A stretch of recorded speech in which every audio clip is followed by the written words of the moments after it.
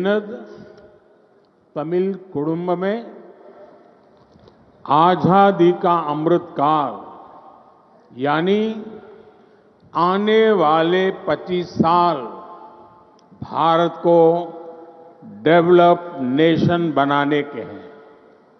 जब मैं विकसित भारत की बात करता हूं तो इसमें आर्थिक और सांस्कृतिक दोनों पहलू शामिल हैं। इसलिए मैं इसमें तमिलनाडु की विशेष भूमिका देखता हूं। तमिलनाडु भारत की समृद्धि और सांस्कृतिक परिविरासत का प्रतिबिंब है। तमिलनाडु के पास तमिल भाषा और ज्ञान का प्राचीन खजाना है। संत तिरुवल्लुवर से लेकर सुब्रमण्यम भारती तक अनेक संतों ज्ञानियों ने अद्भुत साहित्य की रचना की है। सीवी रमन से लेकर आज तक अनेकों अद्भुत साइंटिफिक और टेक्नोलॉजिकल ब्रेन इस मिट्टी ने पैदा किए हैं। इसलिए मैं जब भी तमिलनाडु आता हूं एक नई ऊर्जा से भर जाता हूं।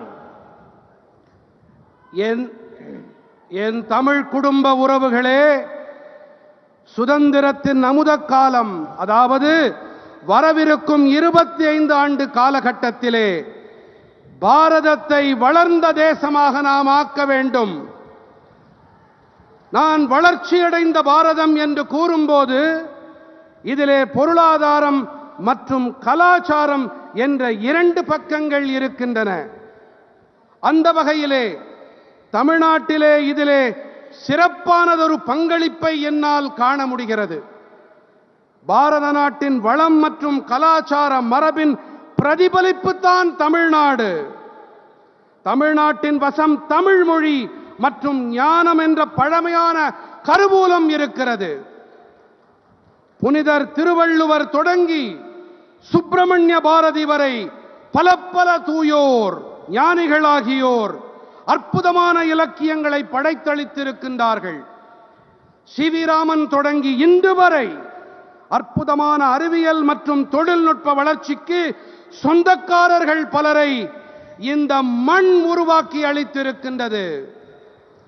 ஆகையால் தான் நான் எப்போதெல்லாம் தமிழ்நாட்டிற்கு வருகிறேனோ அப்போதெல்லாம் ஒரு புதிய சக்தியை எனக்குள்ளே நிரப்பிக் கொண்டு செல்கிறேன்.